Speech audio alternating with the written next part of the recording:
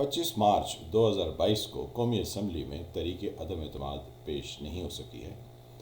اب توقع یہ کی جا رہی ہے کہ یہ منڈے کو پیش ہوتی ہے۔ اب ہوتی ہے یا نہیں ہوتی ہے یہ ایک الگ بحث ہے، لیکن غور طلب بات یہ ہے کہ اگر یہ کامیاب ہوتی ہے تو کیا آیا آصف علی زرداری نواز شریف کی پارٹی کو وزارت عظمیٰ تشتری میں رکھ کے پیش کر رہے ہیں؟ کیا آیا یہ پاسبل ہے؟ اگر ہم تھوڑی تاریخ پر نگاہ ڈالیں تو ہمیں اندازہ ہوتا ہے کہ کچھ ہی سال پہلے مسلم لیگ نواز آصف علی زرداری کے بارے میں جو زبان استعمال کرتی تھی وہ کسی سے پوشیدہ نہیں ہے۔ ان کے اندر کس حد تک اس بات کی نفرت یا شعلہ بیانی ہے آصف علی زرداری اور پیپلز پارٹی کے خلاف، جو سبھی جانتے ہیں۔ تو اب اگر عمران خان کو ہٹانے کے ایک نقطے پر متفق ہیں تو یہ بلاول نے کیسے کہہ دیا کہ وزارت عظمیٰ کے اگلے امیدوار شہباز شریف ہوں گے، اور پھر ساتھ یہ بھی کہا کہ یہ سلیکٹڈ نہیں ہوں گے، الیکٹڈ ہوں گے۔ تو یہ ساری وہ کہانی ہے جس کو سمجھنے کے لیے اور جس کو دیکھنے کے لیے ہمیں کئی ایک پہلوؤں پر غور کرنے کی ضرورت ہے۔ ہم یہ توقع نہیں کر سکتے ہیں کہ آصف علی زرداری نواز شریف کو وزارت عظمیٰ یوں تشتری میں رکھ کر پیش کر دیں گے۔ دوسری طرف ہم اگر عمران خان کی باڈی لینگویج دیکھیں تو وہاں ہمیں کچھ ایسی باتیں نظر آتی ہیں، یا تو وہ بلف گیم ہے اور یا اندر خانے کچھ طے شدہ ہے۔ اب اگر کوئی طے شدہ ہے تو اس کو ہمیں آصف علی زرداری کی باڈی لینگویج سے جانچنا یا پرکھنا ضروری ہے۔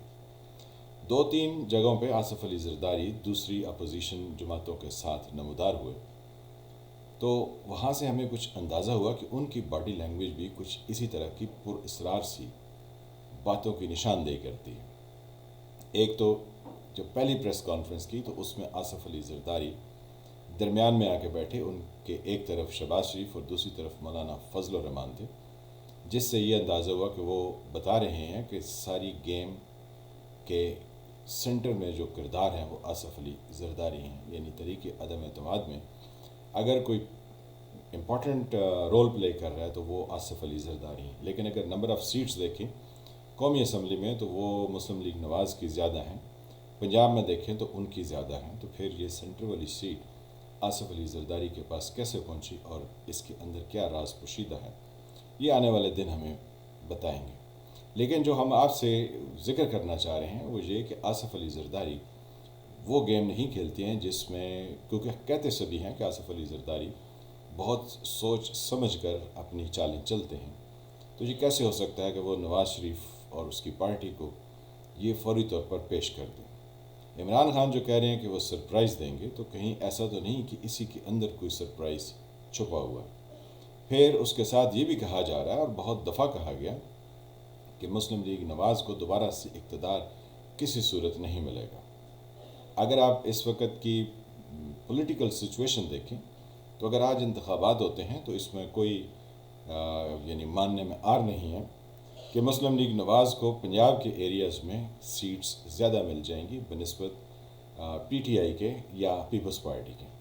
تو اگر یہ صورتحال جو ہے وہ اسی طرح پروان چڑھتی ہے تو پیپلز پارٹی کے لیے یہ ایک گھاٹے کا سودا ہے۔ لگتا یہ ہے کہ اس میں عمران خان کسی پتلی گلی سے اپنی جیت کا اعلان کریں گے اور یوں پنجاب میں وہ اپنا ووٹ بینک انکریز کریں گے۔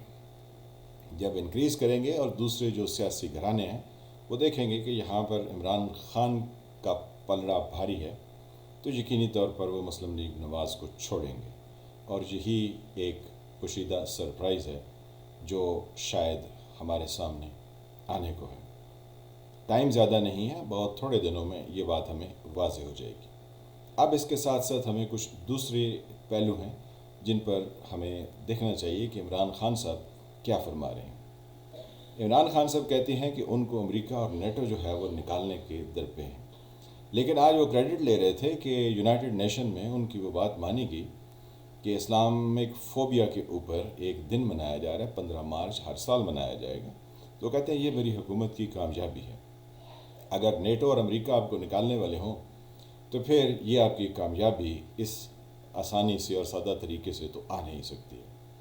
کہیں ایسا تو نہیں کہ نیٹو اور امریکہ یہ چاہتے ہوں کہ پاکستان میں اس طرح کا حکمران موجود رہے، یعنی اس طرح کا وزیر اعظم رہے جس کو اپنے ملک کو چلانے کے لیے کوئی حکمت عملی اس کی نہ ہو، نہ ہی اس کی. اگر آپ عمران خان کا پچھلے 3.25 سال کا دور دیکھیں تو وہ کسی ملک کے ساتھ جو ہے وہ کوئی قریبی تعلقات پیدا نہیں کر سکے.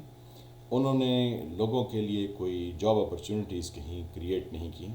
انہوں نے کوئی ٹرانسفر آف ٹیکنالوجی کے اوپر کام نہیں کیا. ہمیں جو طیارے چائنا سے ملے ہیں وہ ہمارا ایک پرانا، یعنی ان کے ساتھ ہماری ایک پرانی انڈرسٹینڈنگ ہے جس کے تحت یہ سارا کچھ وقوع پذیر ہوا ہے. لیکن اگر جو ہے وہ 5G ٹیکنالوجی کے اوپر عمران خان کی حکومت کوئی بہت زبردست کام کر گزرتی تو یہ کہا جا سکتا تھا کہ شاید عمران خان کے اندر کوئی پولیٹیکل ویژن کہہ لیں، یا عمران خان کے اندر کوئی پولیٹیکل کام کرنے کی صلاحیت ہے. لیکن ایسا کچھ ہوا نہیں ہے. پھر اگر آپ ایکسپورٹس اور اس طرح کی دوسری چیزوں پر دیکھیں تو وہاں بھی عمران خان کی حکومت کہیں کسی منڈی میں جا کے پاکستان کے لیے کوئی مفادات یعنی پاکستان کے حق میں نہیں کر سکی، بلکہ جو کچھ ہمارے حق میں تھا اس کو بول کر اگینسٹ کر دیا. تو دوسرے ممالک کو یہ چیز جو ہے وہ سوٹ کرتی ہے کہ کوئی ایسے اقدامات حکومت اٹھاتی رہے جو پاکستان کے اندر خرابیوں کا باعث بنے. تو عمران خان کو خوش کرنے کے لیے انہوں نے یہ ایک بات اسلامک فوبیا کی ایکسیپٹ کر لی اور عمران خان کو تقویت دی کہ جا کے لوگوں کے آگے تم یہ بیان کرو کہ تمہاری یہ اچیومنٹ ہے تاکہ تم ہی جو ہے وہ اقتدار میں برقرار رہو. تو اس عمران خان صاحب کا یہ کہنا کہ امریکہ اور نیٹو اس کے خلاف ہیں، یہ حقیقت کے منافی ہے، بلکہ یہ ہے کہ امریکہ اور نیٹو عمران خان کو اقتدار میں رکھنا چاہتے ہیں تاکہ پاکستان کے زبوں حالی کے قصے یوں ہی مشہور ہوتے چلے جائیں. اس کے ساتھ ساتھ جو ہے عمران خان صاحب جب سے اقتدار میں آئے ہیں وہ کہتے ہیں کہ میں کسی کو NRO نہیں دوں گا. اب NRO نہ دینے کا تو ان کے اختیار نہیں ہے. جہاں پر ان کے اختیار ہے اس میں انہوں نے 24 افراد کو جلسے میں کھڑے ہو کے NRO دے دیا. انہوں نے کہا کہ وہ PTI کے ارکان جو ان سے منحرف ہو گئے ہیں وہ واپس آ جائیں، وہ ان کو معاف کر دیں گے. تو یہ عمران خان نے ان لوگوں کو NRO دے دیا کیونکہ یہی وہ دے سکتے ہیں. بقایا کسی پولیٹیکل پارٹی کو یا کسی دوسرے کو وہ NRO دے نہیں سکتے کیونکہ ان کا جو بھی معاملہ ہے وہ کہیں عدالتوں میں طے ہونا ہے، اور عدالتوں میں طے ہونے کے لیے ایک بہت بڑی گیم کی ضرورت ہوتی ہے جو کہ شاید عمران خان صاحب کے بس کی بات نہیں. پھر عمران خان صاحب آج جو ہے وہ مانسیرا میں جلسے میں خطاب کرتے ہوئے کہہ رہے تھے کہ ہمارے نبی حضرت محمد صلی اللہ علیہ وسلم کا رستہ بہت کٹھن تھا. تو ساتھ ہی انہوں نے اپنے آپ کو بھی اسی پیڈسٹل پہ رکھ لیا اور کہتے ہیں میرا رستہ بہت کٹھن ہے اور یہ لوگ ہیں جن کے خلاف میں کھڑا ہوں. تو یہ ایک غیر مناسب بات ہے کیونکہ یہی بات جو ہے وہ جنرل ضیاء 11 سال تک اس ملک کے لوگوں کو لالی پاپ کی شکل میں دیتا رہا، اور پھر جو اس ملک میں مذہبی رسومات اور مذہبی عقائد کا حل ہوا وہ ہم سب جانتے ہیں، اور پھر جو تشدد اور لاقانونیت اس ملک میں بڑھی اس کو بھی ہم سبھی جانتے ہیں. تو اب لگتا یہ ہے کہ جیسے ضیاء الحق نے کہا تھا کہ اگر آپ کو اسلام قبول ہے تو میں آپ کا 5 سال کے لیے صدر ہوں. تو عمران خان صاحب نے بھی اپنے مانسیرا کے جلسے میں کچھ اسی طرح کہا کہ اگر آپ اسلام کی راہ پر چلنا چاہتے ہیں اور اسلام آپ سمجھتے ہیں کہ آپ کا مذہب ہے اور قرآن پاک آپ کی آخری کتاب ہے تو آپ میرے رستے پر آ جائیں اور اسلام آباد میں اپوزیشن کو یہ بتائیں کہ ان کی دال جو ہے وہ نہیں گلنے والی ہے. تو یہ جنرل ضیاء کی باقیات اور ان کی روح جو ہے وہ عمران خان میں پوری طرح گھس چکی ہے، اور یہ کارڈ اب چلنے والا نہیں اور بکنے والا نہیں کیونکہ لوگ جو ہے وہ پچھلے کوئی 40-50 سال سے ضیاء اور اس کی باقیات کو بھگت رہے ہیں، اور وہ جانتے ہیں کہ مذہب کا کارڈ کھیل کر معاشرے کی کوئی سروس نہیں ہوتی بلکہ معاشرے کو تباہی کی طرف لے جایا جاتا ہے. کیونکہ جو مذہب کا کارڈ کھیل رہے ہوتے ہیں وہ بنیادی طور پر مذہب کی تعلیمات کے اوپر عمل کرنے کے لیے تیار نہیں ہوتے. رہا قصہ حب الوطنی اور غداری کا، جو کہ عمران خان صاحب نے کہا کہ اگر میں کسی کو معاف کروں گا تو میں غداری کروں گا، تو ہم اس پر کون ہوتے ہیں کوئی رائے دینے والے. لیکن ہم آپ سے یہ سوال کرنا چاہتے ہیں کہ اس ملک میں جتنے بھی معاملات آپ کی 4.25 سال کی حکومت میں ہوئی وہ کیا آیا کس زمرے میں آتے ہیں؟ لوگوں کی جان پر بنائی.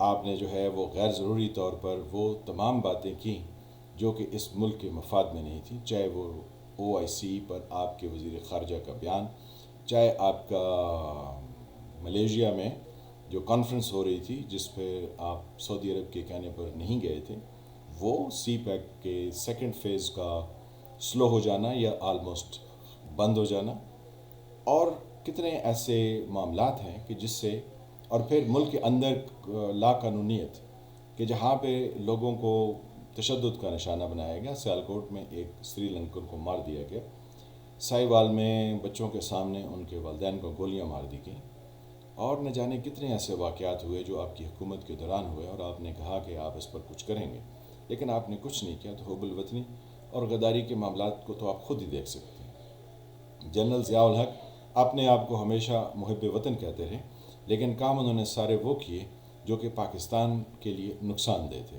اور اس حد تک نقصان دہ تھے کہ آج جو ہے وہ، یعنی ایٹیز میں وہ 77 میں انہوں نے حکومت کا تختہ پلٹ کر قبضہ کیا، تو آج 2022 میں آپ سوچ لیجئے یہ کتنے سال ہو گئے ہیں. کوئی 40-50 سال سے ہم اس چیز کو ہی بھگت رہے ہیں جو جنرل ضیاء نے اس ملک کے ساتھ کیا.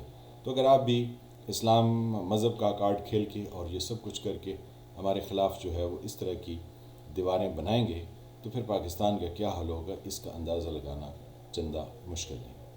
اس لیے ہم کہتے ہیں کہ پاکستان میں بہت کچھ ہوتا ہے اور پھر بغیر روک ٹوک کے جاری رہتا ہے. میں فالح ملک، آپ دیکھ رہے تھے سرکار. ملتے ہیں کسی نئے ٹاپک کے ساتھ، تب تک کے لیے خدا حافظ. جن فرینڈز نے میرے چینل کو سبسکرائب نہیں کیا اس کو سبسکرائب کریں، اور گھنٹی کے نشان کو بھی دبا دیں تاکہ آپ کو نئی ویڈیوز ملتی رہیں. اللہ حافظ.